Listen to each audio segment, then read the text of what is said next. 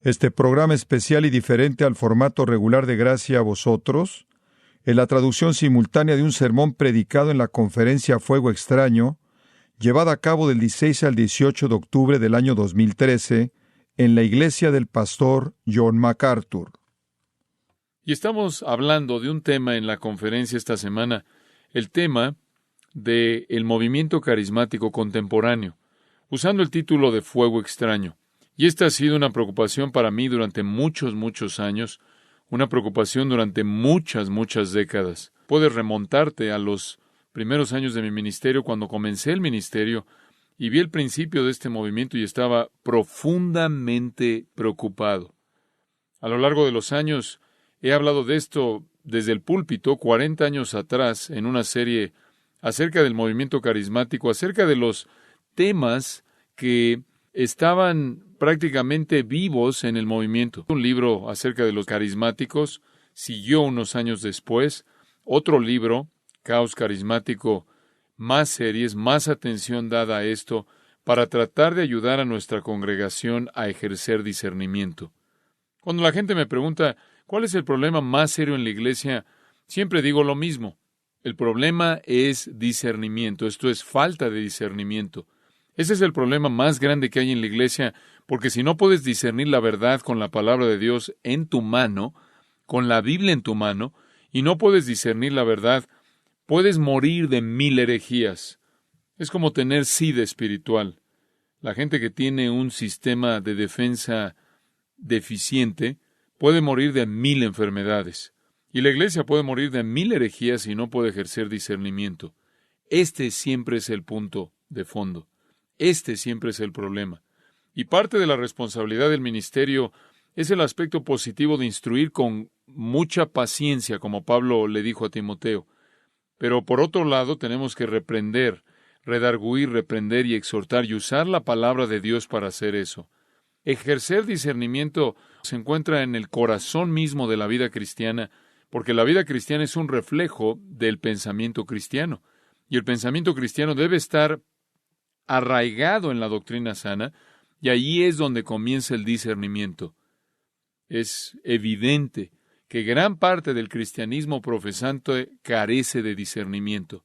Y entonces, el esfuerzo en esta conferencia en estos días, y con mis queridos amigos que nos van a estar compartiendo y abriendo la palabra de Dios a ustedes y hablándoles, es ayudarles a ejercer discernimiento. Sabemos que hay gente en este movimiento que son engañadores y saben que son engañadores. Hay falsos maestros y saben que son falsos maestros. Y están involucrados en esto por motivos económicos y saben que están involucrados por motivos económicos. También sabemos que hay gente que está inmersa en este movimiento, que están engañados y quizás no sepan que están engañados. Estas son las ramas que necesitan ser arrebatadas del fuego, usando las palabras de Judas. Hay líderes que necesitan ser confrontados y expuestos, y hay líderes que son ignorantes, que necesitan ser ayudados y alentados y conocer la verdad. Deseamos ser como los nobles de Berea. Queremos escudriñar las Escrituras y ver si estas cosas son así, evaluar todo a la luz de la palabra de Dios, y ese va a ser nuestro esfuerzo en esta semana. Y como dije hace un minuto, realmente son los escogidos, tienen un asiento especial en este evento, en esta conferencia. Esto, hasta donde yo sé, nunca ha sucedido en la iglesia a lo largo de mi vida, en donde gente se han reunido para pensar acerca de este asunto. ¿Qué tan grande es? Hay 500 millones de carismáticos profesantes en el planeta. 500 millones. Para tener una perspectiva clara de esto, hay 1 billón de católicos romanos. Y para tener una mejor perspectiva de esto, hay 14 millones de mormones. 14 millones de mormones, 500 millones de carismáticos. Este es un asunto inmenso. No creo que nadie culparía a pastores por confrontar al mormonismo.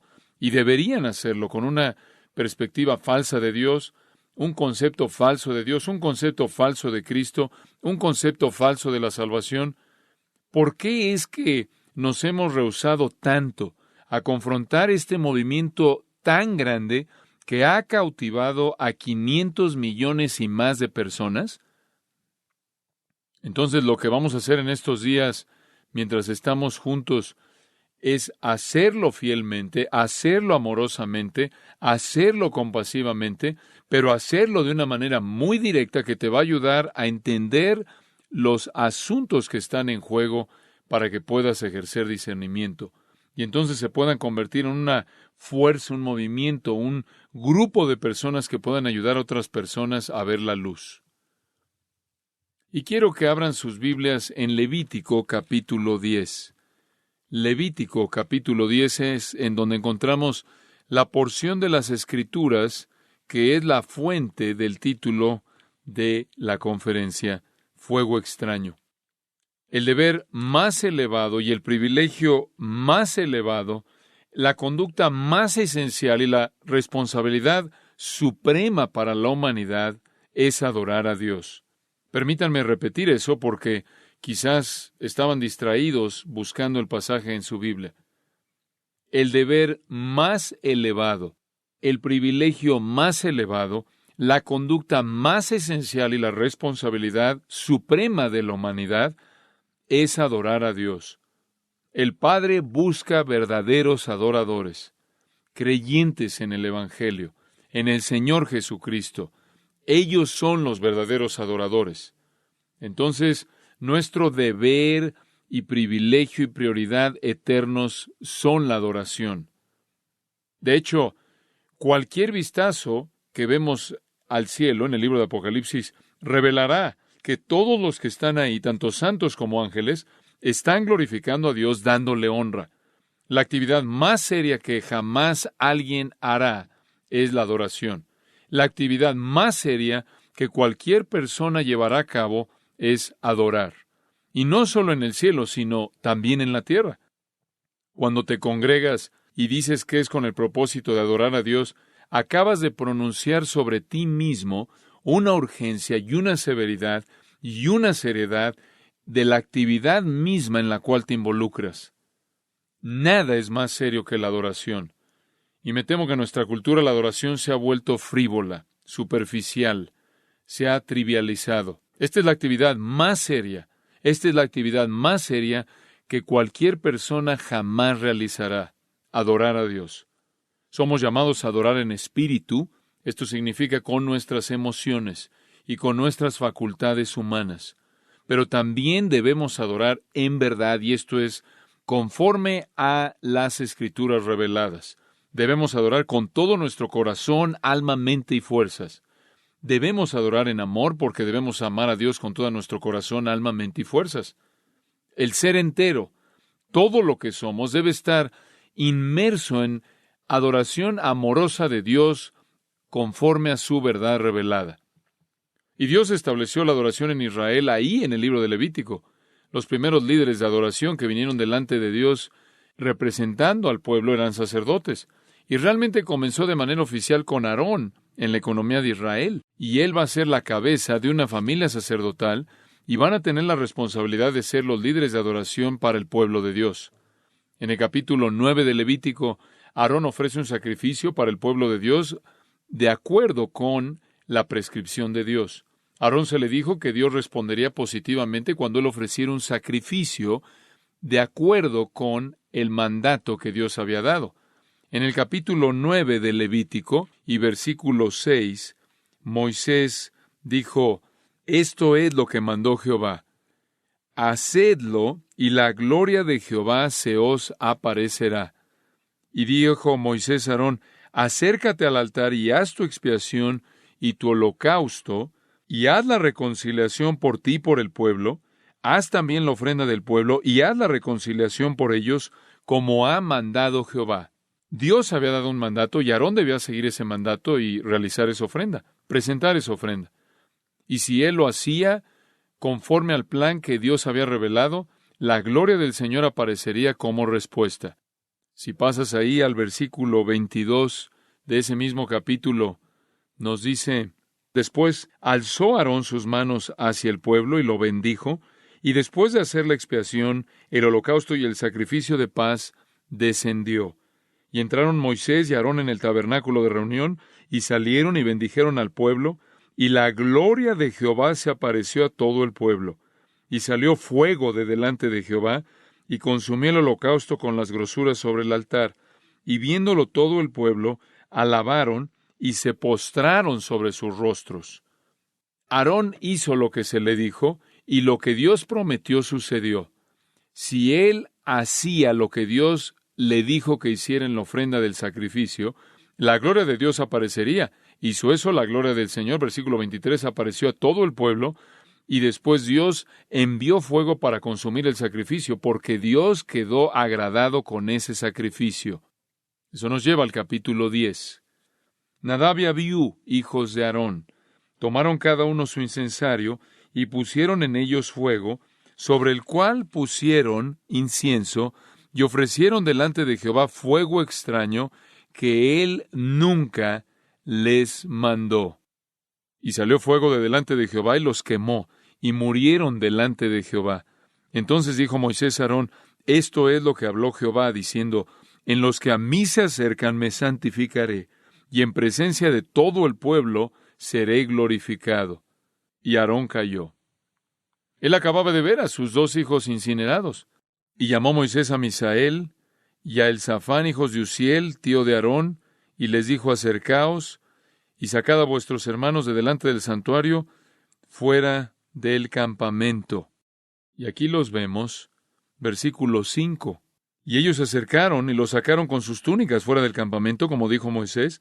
Entonces Moisés dijo a Aarón y a Eleazar y Tamar sus hijos: no descubráis vuestras cabezas, ni rasguéis vuestros vestidos en señal de duelo, para que no muráis, ni se levante la ira sobre toda la congregación, pero vuestros hermanos, toda la casa de Israel, sí lamentarán por el incendio que Jehová ha hecho.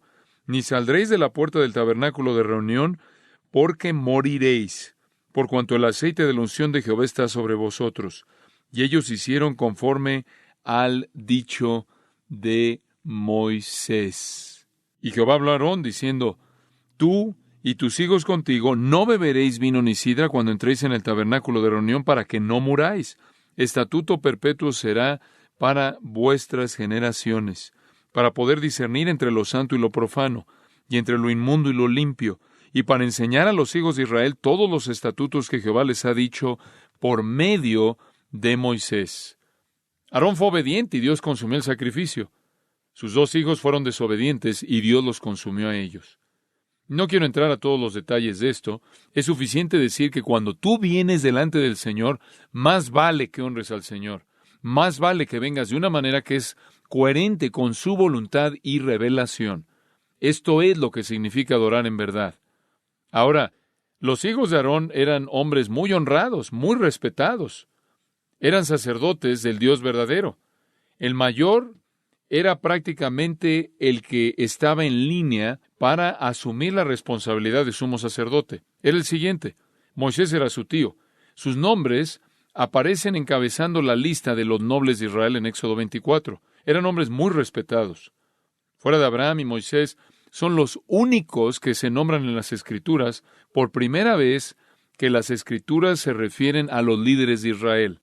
Ellos, realmente, fuera de Aarón y Moisés, eran los únicos nombrados. Estos 2 hijos fueron los primeros en la lista de líderes de Israel que fueron nombrados. Y esto lo vemos en Números, y ese realmente era el Sanedrín, los primeros 70 ancianos.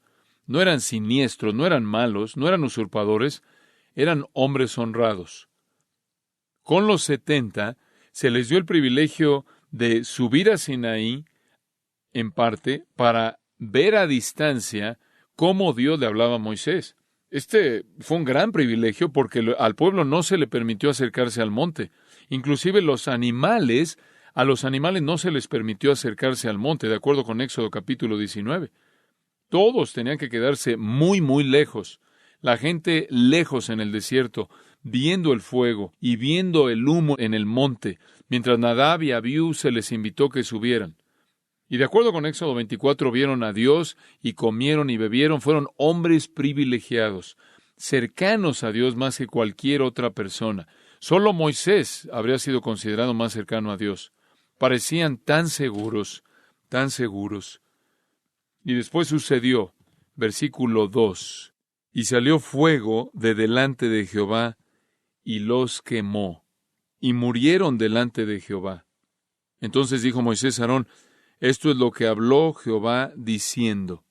Esto es algo serio. Versículo 2.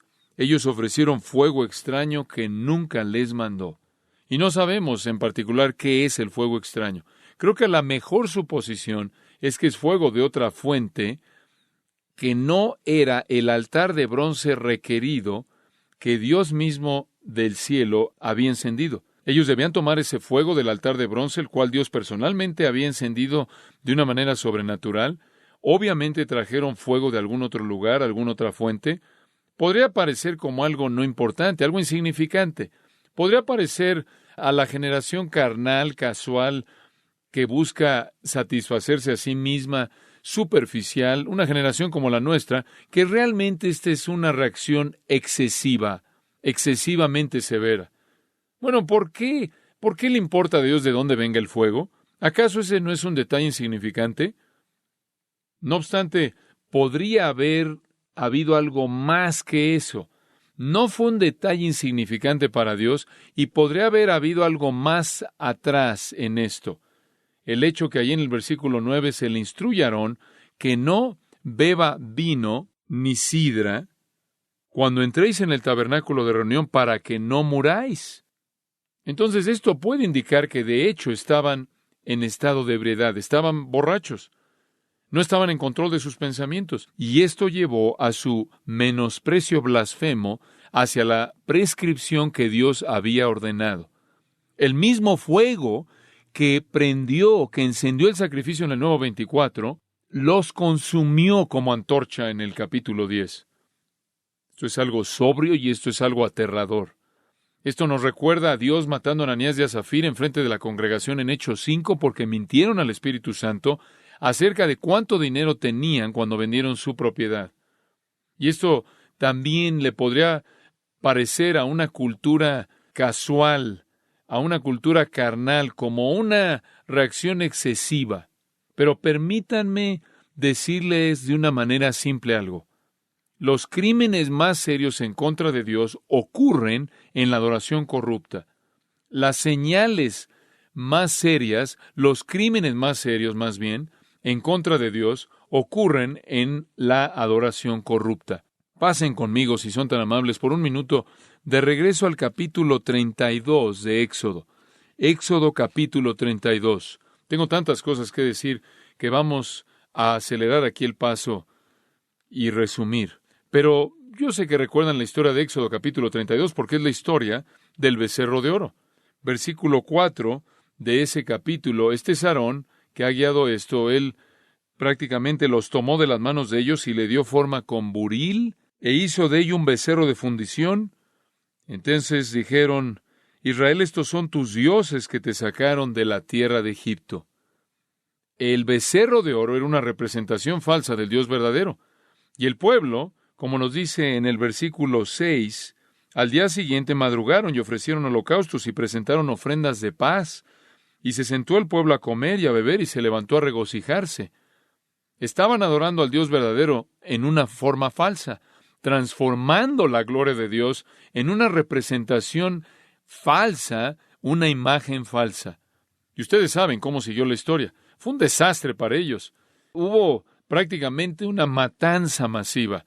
La gente murió ahí en el momento. Se levantó hermano contra hermano con una espada y prácticamente destazaron a su propia familia, llevando prácticamente a la práctica, cumpliendo el mandato de Dios de castigar a los adoradores que habían corrompido la adoración.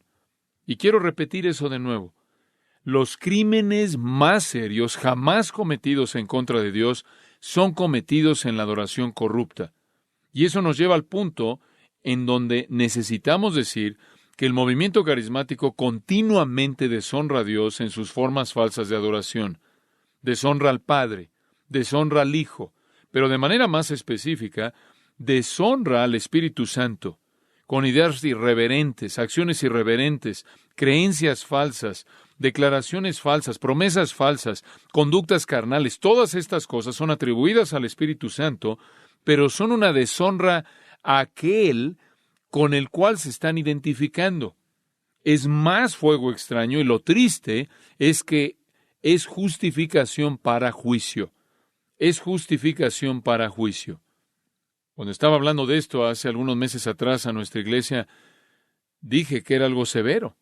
Jesús le dijo a los líderes judíos: ustedes han atribuido las obras del Espíritu Santo que yo he hecho a Satanás. En otras palabras, ellos dijeron: Jesús hizo lo que hizo por el poder de Satanás, Mateo 12. Y él dijo: ustedes han atribuido las obras del Espíritu Santo a Satanás. Y es apropiado decir que lo inverso está sucediendo en muchos lugares en el movimiento carismático. Están atribuyendo al Espíritu Santo las obras de Satanás. Una vez habían atribuido a Satanás las obras del Espíritu Santo y ahora ha sido invertido.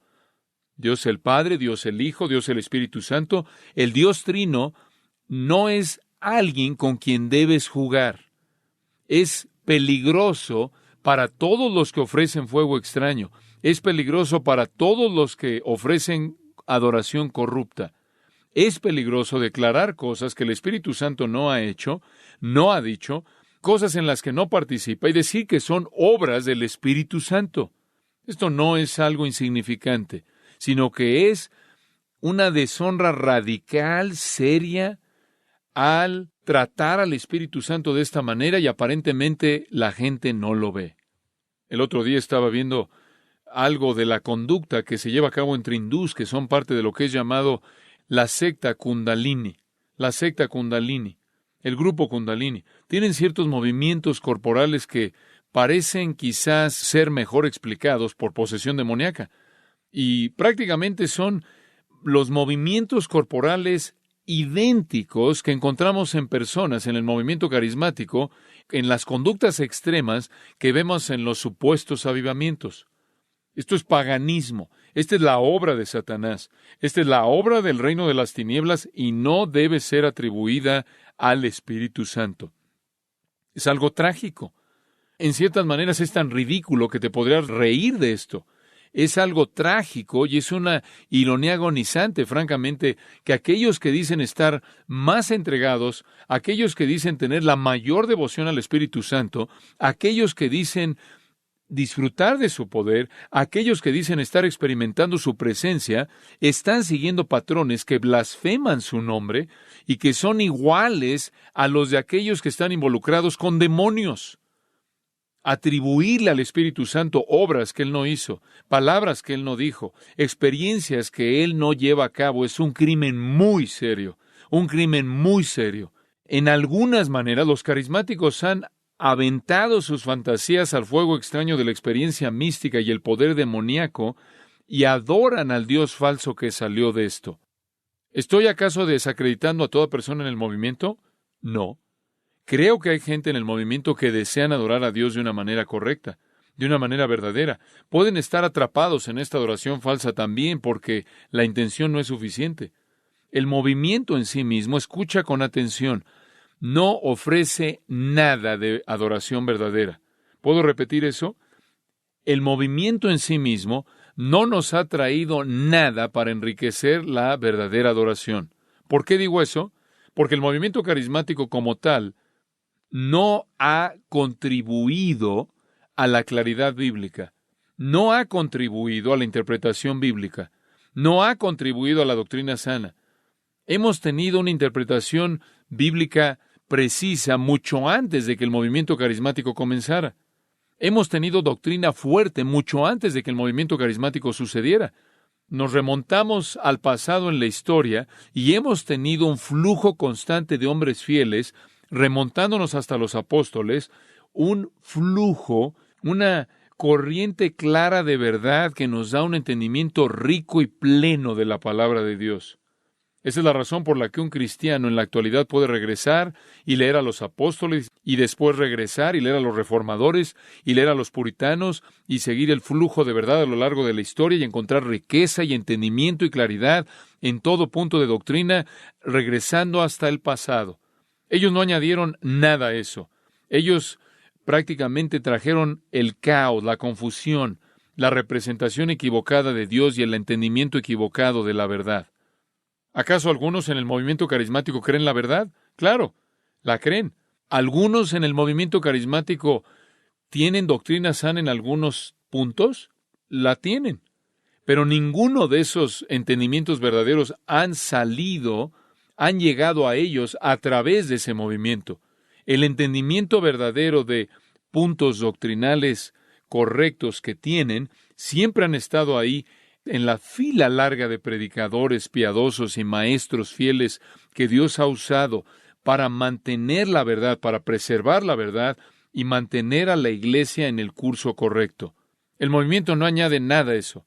Prácticamente le resta, lo confunde, quita la verdad, sustrae a la verdad, confunde. No es una fuente para algún tipo de extensión de nuestro entendimiento de las Escrituras o de doctrina sana. ¿Acaso han habido personas que verdaderamente han sido salvas en iglesias carismáticas y bajo la predicación de predicadores carismáticos? Respuesta, sí, pero nada ha salido de ese movimiento que haya sido la razón por la que fueron salvados. El Evangelio es la razón por la que fueron salvados y no fue inventado por ese movimiento. En algunos lugares todavía está intacto, en algunos no lo está. Nada saliendo del movimiento carismático ha provisto algún tipo de recuperación o fortalecimiento del Evangelio bíblico. Nada que sale del movimiento carismático ha preservado la verdad y la doctrina sana. Únicamente ha producido distorsión, confusión y error. La fe del Evangelio bíblico ha permanecido intacta, ha sobrevivido. Y sobrevivirá porque Dios la protege y levanta hombres fieles en iglesias fieles para transmitirla de generación a generación. Sí, hay personas en el movimiento carismático que conocen la verdad, que aman la verdad, que son ortodoxos en el Evangelio y heterodoxos en el Espíritu Santo. No todos ellos son herejes, pero lo repito, la contribución de la verdad a personas en el movimiento no viene del movimiento, sino que viene a pesar del movimiento. Pero por otro lado, el movimiento carismático está lleno de gente incrédula, personas que no conocen a Dios, personas que están involucradas por razones carnales, deseos carnales y experiencias emocionales. Estoy agradecido por aquellos de ellos que conocen la verdad y que son fieles a la verdad, pero la mayoría de ellos, me temo, están en la oscuridad. Y este es el engaño más grande de todos. La gran cantidad, la masa de gente que ves ahí en Mateo capítulo 7, que son los muchos me dirán, hice esto en tu nombre, hizo aquello en tu nombre, predicado en tu nombre, hice milagros en tu nombre. Y Jesús les dice, apartaos de mí que nunca os conocí. Esto ciertamente es una profecía en un sentido de este movimiento. Yo glorifico a Dios por su gracia a pecadores que están en esas iglesias y bajo esas influencias, y Dios ha permitido que la verdad resida en algunos de estos ambientes, y le doy a Él la gloria por esa gracia que es dada a pecadores que están en esas iglesias. Es posible, a pesar del movimiento, convertirse en un creyente, pero no debido al movimiento. Mi gran temor es que la gente esté perdida en el movimiento, buscando, persiguiendo deseos carnales y promesas falsas, con poco o ningún entendimiento o interés alguno en el verdadero evangelio, el verdadero arrepentimiento, el verdadero Cristo y la verdadera salvación. Ningún movimiento, supuestamente basado en un evangelio ortodoxo, ha hecho más daño a la iglesia que este movimiento, y como lo dije, solo tienes 14 millones de mormones. El daño que 500 millones de personas pueden hacer a un entendimiento ortodoxo de las Escrituras y la verdad divina es monumental, y me temo que su éxito no viene de su conexión a la verdad. Su éxito viene de su conexión con el reino de las tinieblas. Es exitoso porque está prometiendo lo que los pecadores no regenerados ya quieren. Los evangélicos les han abierto los brazos y le han dado la bienvenida al caballo de Troya del movimiento carismático a la ciudad de Dios, y sus tropas se han apoderado y han colocado un ídolo en la ciudad de Dios, no la verdad. ¿Hay algo más serio que esto? No puede haberlo. Como contraste, la teología reformada, la doctrina sana, no es un refugio de falsos maestros. No es donde los falsos maestros residen. La teología reformada, la doctrina sana, la exposición fiel bíblica entre una larga fila, un legado grande y largo de hombres piadosos, no es un lugar para los falsos maestros. No es a donde los farsantes van. No es a donde los engañadores avaros se encuentran. No es en donde encuentras mentirosos y aquellos que representan erróneamente la verdad. No vas a ir a una asociación de iglesias reformadas, aquellos que creen en las doctrinas de la Reforma que nos llevan de regreso a las doctrinas del Nuevo Testamento, y vas a encontrar milagros falsos, visiones falsas, profecías falsas, unciones falsas, y todo tipo de conducta aberrante desenfrenada. No vas a encontrar a gente sacudiéndose y balbuceando y revolcándose y cayéndose y diciendo cosas aberrantes acerca del Espíritu Santo. Eso no va a suceder en ese ambiente porque están anclados en la verdad. Una vez que la experiencia y la emoción y la intuición se convierten en la definición de lo que es verdad, entonces el infierno es desatado. 1657. John Owen escribió un análisis de la comunión con Dios en una especie de estilo clásico. Los puritanos solían hacer esto. Este es el título de su libro. Este es el título. De la comunión con Dios, el Padre, el Hijo y el Espíritu Santo. Cada persona distintivamente en amor, gracia y consolación. Ahora, ese es un título no muy breve, ¿no crees? O dice, aquí hay otro título. La comunión de los santos con el Padre, el Hijo y el Espíritu Santo desarrollada. Es un tesoro. Este libro escrito por John Owen porque explica la comunión trinitaria. Y Owen muestra cómo nuestra comunión es con el Padre y con el Hijo y con el Espíritu. Y cómo recibimos de cada persona en particular, cómo respondemos a cada persona en particular de la Trinidad. Nuestra relación de pacto está ligada con cada miembro de la Trinidad. Nuestra relación es iniciada por el Padre, es ratificada por el Hijo, es comunicada por el Espíritu Santo. El Padre expresa amor divino soberano. El Hijo expresa gracia divina soberana. El Espíritu Santo prácticamente entrega. El Espíritu Santo disemina vida soberana divina. Debemos estar involucrados en adoración plena del Espíritu Santo, celebrando todo lo que Dios ha hecho en la iniciación, todo lo que el Hijo ha hecho en la validación y todo lo que el Espíritu ha hecho, por así decirlo, en la consagración del acto en sí de salvarnos y santificarnos. ¿Cuál es la obra del Espíritu Santo? Él redarguye, regenera, justifica, Él ilumina, limpia, convierte, Él santifica, adopta, bautiza, mora, Él capacita, Él guía, Él libra, Él produce fruto, Él nos asegura. Esto es lo que las Escrituras dicen, y lo que no dicen es esto. El Espíritu Santo nos derriba. El Espíritu Santo nos hace reír de una manera torpe. El Espíritu Santo hace que nuestra temperatura corporal se incrementa. El Espíritu Santo nos produce hipo.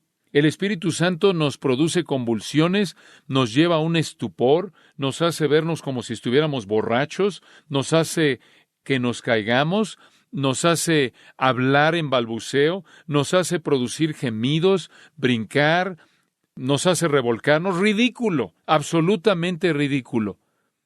El ministerio del Espíritu, escribe John Owen, consiste en traer las promesas de Cristo a nuestra memoria, en glorificarlo en nuestros corazones, en derramar el amor de Dios en nosotros, en dar testimonio a nosotros acerca de nuestro estado y condición espirituales, en sellarnos para el día de la redención, en ser las arras de nuestra herencia, en ungirnos con consolación, en confirmar nuestra adopción, en estar presente con nosotros en nuestras súplicas. Aquí está la sabiduría de la fe para descubrir y reunirnos, encontrarnos con el Consolador y todas estas cosas, y no perder su dulzura, ni dejarnos en la oscuridad para saber quién es su autor, ni quedarnos cortos de lo que se demanda de nosotros. No podemos distinguir la obra maravillosa del Espíritu Santo acostados en la oscuridad. Tenemos que reconocerla y tener comunión con Él en gratitud por Él. Owen dice, y cito, el patrón de comunión regular como creyente es con 3 personas de la Trinidad en meditación, oración y en una vida ordenada de manera apropiada. Debemos meditar en la misericordia especial y ministerio de cada persona hacia nosotros y hacer que nuestra respuesta apropiada sea el amor y sumisión de manera distintiva a cada uno de ellos. Fin de la cita. Esta es comunión plena con Dios. Desagrada a Dios cuando nos burlamos del Espíritu Santo, Romanos 12 habla de la adoración aceptable. Esta es la prioridad. Esta es la prioridad definitiva. Otro puritano, Thomas Goodwin, dice, y cito, nuestra adoración algunas veces es con el Padre, y después con el Hijo, y después con el Espíritu Santo. Algunas veces su corazón es llevado a considerar el amor del Padre en escoger, y después el amor de Cristo al redimir, y después el amor del Espíritu Santo al escudriñar las cosas profundas de Dios y revelarlas a nosotros, y esto es lo que nos cautiva. Y entonces un hombre va de un testimonio a otro de manera distintiva, el cual, dice Goodwin, es la comunión que debemos tener. Fin de la cita. Él continúa y dice, y cito, nunca debemos estar satisfechos hasta que las tres personas estén al mismo nivel en nosotros y estemos sentados, por así decirlo, en medio de ellas, mientras que las tres manifiestan su amor a nosotros. Esto es lo más elevado que Cristo jamás prometió en esta vida. Me encanta esa frase. Dejar que todas las personas de la Trinidad estén al mismo nivel en nosotros, dándoles a los tres el mismo honor por igual. Fin de la cita. Hay una advertencia en Hebreos 10, si quieren verla por un momento. Hebreos 10, versículo 29. ¿Cuánto mayor castigo pensáis que merecerá el que pisoteare al Hijo de Dios y tuviere por inmunda la sangre del pacto en la cual fue santificado e hiciere afrenta al Espíritu de gracia? Normalmente nos detenemos en la primera mitad de ese versículo, acerca de que hay un infierno más caliente para gente que pisotea al Hijo de Dios. Hay un infierno más caliente para gente que pisotea al Hijo de Dios. No nos gusta cuando la gente pisotea al Hijo de Dios. Alrededor de los últimos 25 años ha habido una defensa bien pensada, extremadamente cuidadosa del Evangelio. Han habido organizaciones, instituciones, coaliciones, grupos. Puedo pensar en regresar antes de que Jim Boyce se fuera al cielo y comenzara la Asociación de Evangélicos que Confiesan. Y todo mundo estaba de acuerdo y se unió. Tenemos que defender a Cristo, defender su deidad, defender su persona, su naturaleza, defender su obra en la cruz, defender su resurrección, defender las doctrinas de la justificación y la multiplicidad de grandes verdades que están relacionadas a la obra de su cruz y resurrección. Han habido muchas personas, y han habido muchos que han continuado y continuado y continuado, y quizás se han excedido, y ahora llegamos al punto que todo debe apuntar a la cruz, y todo debe ver a la cruz, y todo debe contemplar la cruz. Hemos defendido a Cristo con un compromiso incansable cuando Él ha sido atacado, y prácticamente hemos hecho lo mismo cuando Dios ha sido atacado, cuando algunos teólogos han venido y han sugerido que Dios no conocía el futuro, que Dios no podía planear el futuro, que Él no tenía idea de cómo iba a ser el futuro. Fue llamado teología de apertura. Y mucha gente se unió a esto, y muchos eruditos y escritores y predicadores comenzaron a reunirse y a fortalecer a la comunidad de los evangélicos para responder a este ataque en contra de Dios el Padre. Pero en este versículo necesitas recordar que hay un castigo más severo para uno que ha insultado al Espíritu de gracia, a uno que ha hecho afrenta al Espíritu de gracia. Afrenta, esto es insultado. El verbo enubrizo en el griego, la forma del nombre, hubristes, de la cual obtenemos palabras en otros idiomas, que quieren decir audacia, insolencia, un insulto violento, un insulto abierto. Este es el ruaj de Yahweh. Este es el aliento del Todopoderoso. Este es Dios, el Espíritu Santo. Mientras que todos estaremos de acuerdo con que el infierno va a estar más caliente para gente que pisotea al Hijo de Dios, lo cual significa que conocen la verdad de su vida y muerte y provisión y la pisotean. Pero la misma advertencia es dada a personas que son audaces e insolentes e insultan de manera violenta al Espíritu de gracia. Y el siguiente versículo dice ahí en Hebreos, horrenda cosa es caer en manos del Dios vivo. Dice el siguiente versículo, versículo 30, pues conocemos al que dijo, mía es la venganza, yo daré el pago, dice el Señor, y otra vez el Señor juzgará a su pueblo. Horrenda cosa es caer en manos del Dios vivo. La gente debe estar aterrada por insultar al Espíritu Santo, aterrada. El Nuevo Testamento nos revela que el Ruaj de Yahweh, el aliento de Dios, el Espíritu Santo, crea vida y transforma vida y purifica, conforta y conforma pecadores a Cristo, y equipa y capacita y sella y asegura, ilumina. Estas son cosas por las que Él debe ser honrado y amado. Aquí hay una cita, y cito: el engaño satánico más grande que jamás se le ha ofrecido a alguien es la doctrina falsa de una vez salvo, siempre salvo. Fin de la cita. ¿Quién es el que nos asegura para siempre? ¿Quién es el que nos sella para siempre? ¿Quién es las arras de nuestra herencia? El Espíritu Santo. La obra del Espíritu Santo consiste en asegurarnos para siempre. Aquí hay una cita de un líder carismático, y cito: el engaño satánico más grande que jamás se ha ofrecido es la doctrina falsa de una vez salvo, siempre salvo. Fin de la cita. Acabas de acusar al Espíritu Santo diciendo que la obra del Espíritu Santo es la obra de Satanás, porque la obra del Espíritu Santo que intercede por nosotros con gemidos indecibles, toda persona que es llamada es justificada, y toda persona que es justificada es ¿qué? Glorificada. Romanos 8. Esto es insultar al Espíritu Santo. Esto es algo peligroso, peligroso. Benny Hinn dice esto, y cito: no, nunca quiero ir con el Señor y decir, si es tu voluntad. Nunca digas eso. El Espíritu Santo actúa dependiendo de mis palabras. Él no se va a mover hasta que yo lo digo. Fin de la cita. ¿En serio? En 2 citas acabas de ver al Espíritu Santo acusado de actividad demoníaca y su soberanía siendo cuestionada. Benny es el soberano, el Espíritu Santo no. Y esto, por cierto, viene de un falso maestro que dice que tiene la unción de Dios. Por cierto, esta es una fantasía manufacturada, esa unción. Y él recibió esto, dice él, de visitar las tumbas de 2 predicadores mujeres muertas, Amy Simple McPherson y Catherine Kuhlman, y mientras visitaba sus tumbas, él recibió la unción. No quiero perder tiempo analizando todas las declaraciones ridículas que ellos hacen. Solo quiero enfatizar lo serio que es esto. De nuevo, regresando al punto principal, la adoración del Dios Trino es el deber más fundamental de todos los deberes y la responsabilidad más elevada de todas. En Éxodo capítulo 20 se nos instruye acerca de Dios y la primera mitad de los mandamientos se relacionan con Él, de no hacer un ídolo, una imagen, y todo termina con no tomarás el nombre del Señor, ¿qué? En vano. Muy bien, tomar su nombre en vano. ¿Qué es eso? Es hablar de Dios de una manera irreverente. Hablar de Dios de cualquier manera irreverente. Y no solo es usar el nombre de Dios como una grosería, sino es hablar de Dios de cualquier manera irreverente, de cualquier manera que lo represente erróneamente en su naturaleza, en sus atributos, y en sus obras o en sus palabras. Cualquier cosa atribuida a Dios que no es de Dios es tomar su nombre en vano.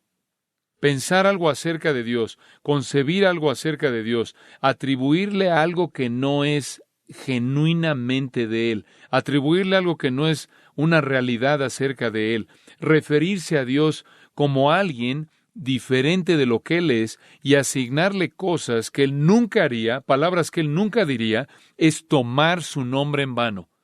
No es solo usar su nombre en un juramento vano, sino que es ignorar lo que es verdad acerca de Dios. Es representar erróneamente a Dios. Esto es lo más severo.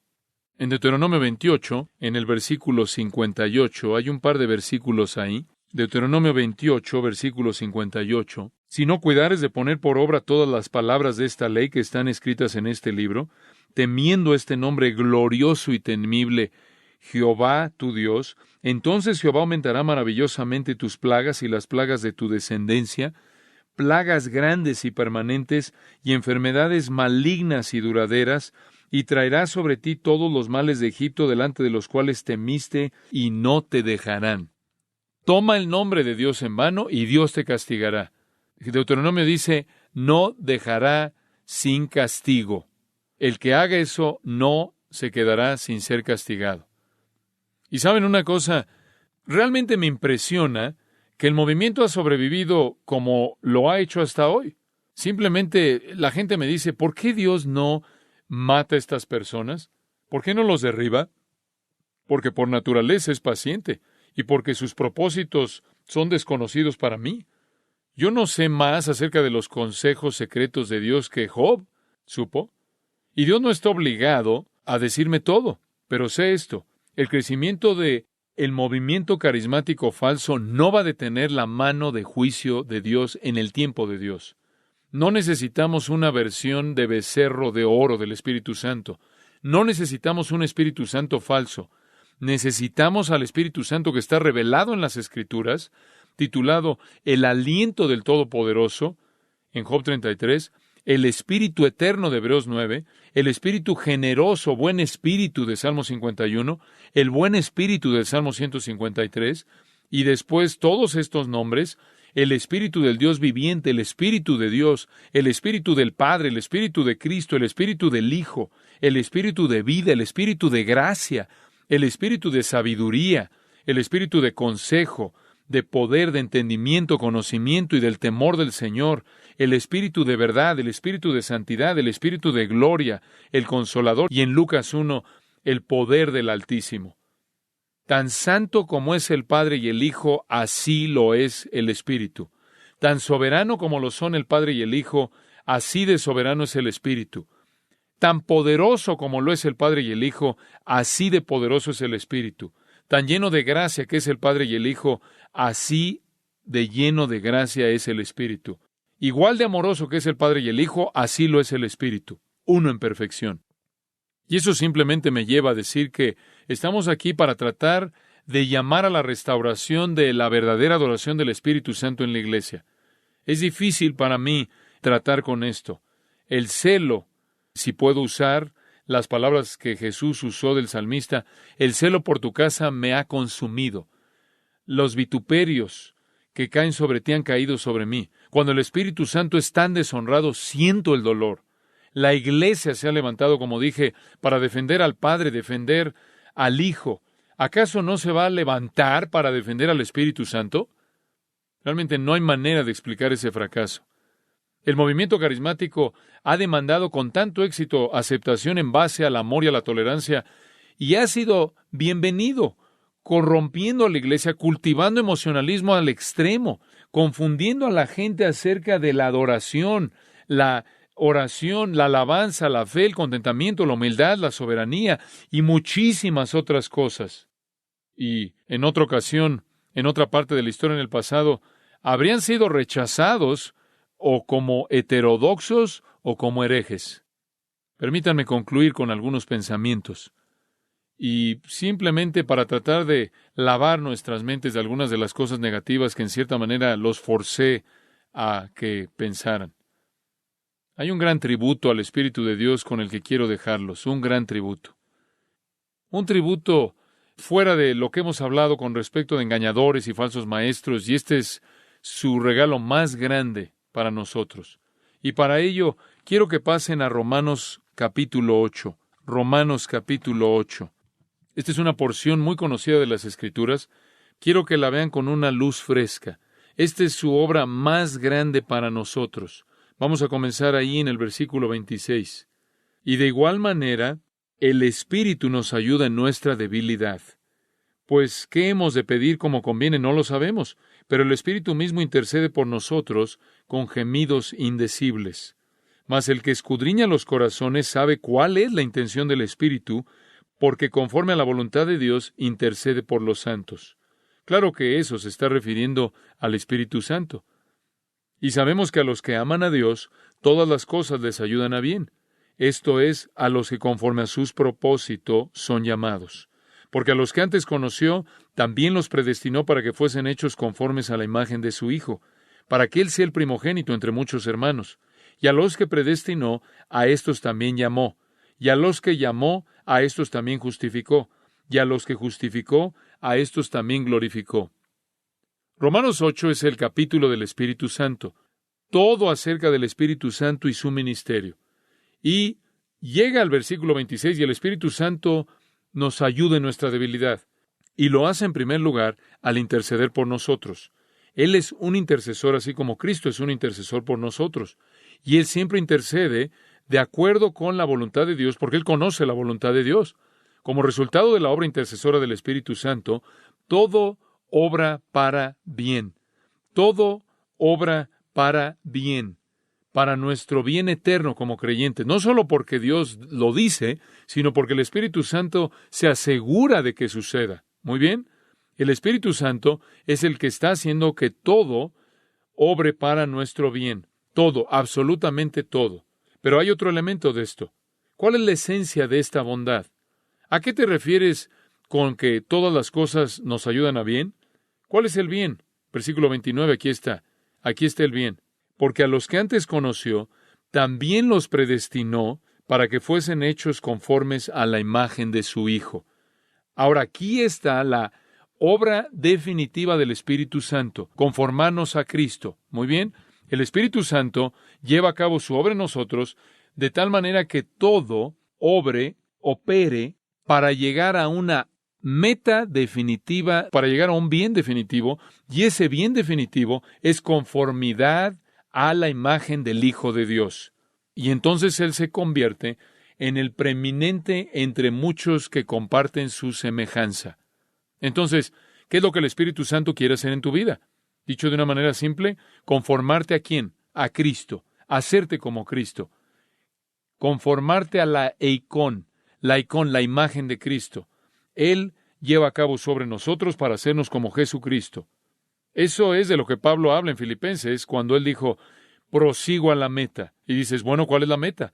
La meta es el premio del supremo llamamiento. ¿Cuál es el premio cuando seamos llamados al cielo? Seremos como Cristo. Entonces, aquello en lo que nos convertiremos cuando seamos glorificados es la meta, inclusive ahora en nuestra santificación.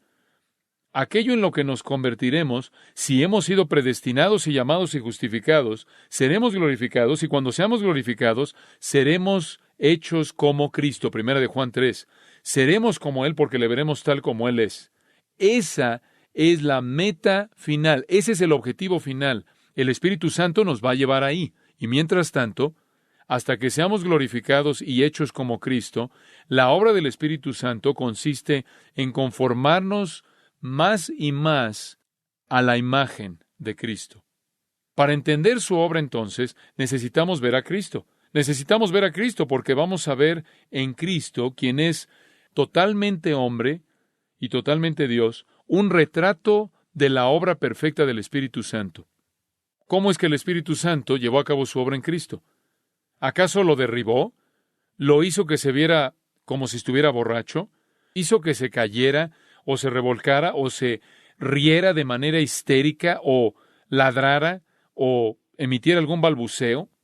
Es algo absurdo pensar en algo como eso. Y la gente que hace eso no está llena del Espíritu. Eso no es lo que el Espíritu Santo hace. El Espíritu Santo fue el compañero constante de Jesús. El compañero constante de Jesús. Fue el Espíritu de Dios quien le dio vida en el vientre de María. El Hijo de Dios se despojó a sí mismo de sus prerrogativas divinas, se sometió voluntariamente a la voluntad del Padre en el poder del Espíritu, y Jesús refrenó el uso independiente de sus capacidades, privilegios divinos, y se sometió al Espíritu Santo. Y entonces su vida fue así. Escuche esto. De acuerdo con Lucas 1, fue concebido por el Espíritu Santo. De acuerdo con Lucas, él fue llevado a la madurez por el Espíritu Santo, creciendo en sabiduría, estatura, favor con Dios y los hombres. De acuerdo con Marcos 1, él fue ungido por el Espíritu Santo en su bautismo. De acuerdo con Lucas, él fue sostenido por el Espíritu Santo en su tentación. Él fue capacitado por el Espíritu Santo, Lucas 4, 14 y 15, para ministerio. Él fue llenado con el Espíritu Santo para que caminara de manera perfecta en obediencia. Él fue perfeccionado para la obediencia. Él fue capacitado en el poder del Espíritu y a través del sufrimiento por el cual aprendió la obediencia. Hebreos 9:14 dice que él enfrentó la muerte triunfalmente en el poder del Espíritu Santo. Fue el Espíritu Santo que estaba operando en Jesús. Romanos 1 dice que él fue resucitado por el poder del Espíritu Santo, inclusive después de la resurrección. Su ministerio post-resurrección, de acuerdo con Hechos 1, 1 y 2, fue en el poder del Espíritu conforme él enseñaba cosas acerca del reino. Ahora escucha, el Espíritu Santo fue a Cristo lo que Él es a nosotros. Si quieres ver la perfección de la obra del Espíritu Santo en nosotros, observa la obra que Él llevó a cabo en el hombre perfecto. Permíteme regresar a eso por un momento. Jesús fue concebido por el Espíritu Santo y es el Espíritu Santo el que nos da vida, nacidos del Espíritu. Jesús fue madurado por el Espíritu Santo y es el Espíritu Santo el que nos da el poder para crecer. Él fue ungido por el Espíritu Santo en el bautismo y es el Espíritu mediante el cual somos bautizados en el cuerpo de Cristo. Él fue sostenido por el Espíritu Santo en sus tentaciones. Es el Espíritu quien nos fortalece en el hombre interior en medio de nuestras tentaciones. Él fue capacitado por el Espíritu Santo en su ministerio. Es el Espíritu Santo el que nos dota y nos capacita en el ministerio. Él fue lleno del Espíritu Santo para que hubiera una demostración del fruto del Espíritu y santidad, y es el Espíritu quien nos llena y produce fruto en nosotros. Él fue perfeccionado por el poder del Espíritu Santo en obediencia, y el Espíritu hace lo mismo en nosotros. Él enfrentó la muerte triunfalmente en el Espíritu. Es el Espíritu de gracia y gloria quien nos sostiene en nuestro sufrimiento. Él fue resucitado de los muertos por el Espíritu. Es el Espíritu quien también nos resucita. Si quieres ver el ministerio del Espíritu Santo y cómo Él obra en nosotros, observa lo que hizo en Cristo. Claro, en Cristo hay una obediencia perfecta, una sujeción perfecta, pero el Espíritu Santo fue al Hijo lo que Él es a nosotros. El Espíritu hizo en el Hijo lo que Él hace en nosotros. El Espíritu Santo está comprometido a hacer en nosotros la obra que Él demostró en Cristo. En Juan 16 hay un versículo muy interesante. Juan 16, versículo 7. Pero yo os digo la verdad, os conviene que yo me vaya, porque si no me fuera, el Consolador no vendría a vosotros, mas si me fuere, os lo enviaré. ¿Por qué es mejor que tú te vayas? Porque si me voy a enviar al Espíritu Santo. Voy a enviar al Espíritu Santo. Mejor, porque el Espíritu Santo va a hacer en ustedes lo que Él hizo en mí. Ese es su ministerio. Yo he tenido mi ministerio, ese es su ministerio. El mío ha llegado a su fin, el suyo está a punto de ser iniciado en su plenitud. Juan 14, 16. Y yo rogaré al Padre y os dará otro Consolador, para que esté con vosotros para siempre. Versículo 26. Mas el Consolador, el Espíritu Santo, a quien el Padre enviará en mi nombre, Él os enseñará todas las cosas y os recordará todo lo que yo os he dicho. Esto es primero a los apóstoles que van a escribir el Nuevo Testamento y extendido más allá de eso a todo creyente que se va a beneficiar del ministerio de la verdad del Espíritu Santo. El capítulo 15, en esencia, dice lo mismo. Versículo 26. Pero cuando venga el Consolador a quien yo os enviaré del Padre, el Espíritu de verdad, el cual procede del Padre, Él dará testimonio acerca de mí. Capítulo 16, versículo 13. Pero cuando venga el Espíritu de verdad, Él os guiará toda la verdad, porque no hablará por su propia cuenta, sino que hablará todo lo que oyere, y os hará saber las cosas que habrán de venir. Él me glorificará, porque tomará de lo mío, y os lo hará saber. En otras palabras, el ministerio del Espíritu Santo es llevarte a la verdad, descubrir las cosas de Cristo en ti, para que puedas ser conformado a la semejanza a Cristo. Esto es simplemente una realidad asombrosa. El Espíritu Santo hace en nosotros lo que Él hizo en el Hijo, conformarnos a la imagen misma de Cristo. Jesús nos muestra cómo se ve la humanidad perfecta. El Espíritu nos está conformando a Cristo, capacitando a los elegidos redimidos por Dios, para que a lo largo del tiempo seamos triunfales sobre el poder del pecado, la carne, Satanás y el mundo, capacitándonos para ser más y más como el Hijo de Dios. El Espíritu Santo está llevando a cabo en nosotros, produciendo en nosotros conocimiento santo, doctrina santa, obras santas, actitudes santas, palabras santas, una naturaleza santa. Esto es una manera de vivir santa, acciones santas, ambiciones santas, anhelos santos, deseos santos. Qué cosa tan horrible, qué insulto es para Él decir que es responsable por la corrupción y la impiedad y la insensatez, inclusive los elementos demoníacos que deshonran al Padre y al Hijo y al Espíritu Santo.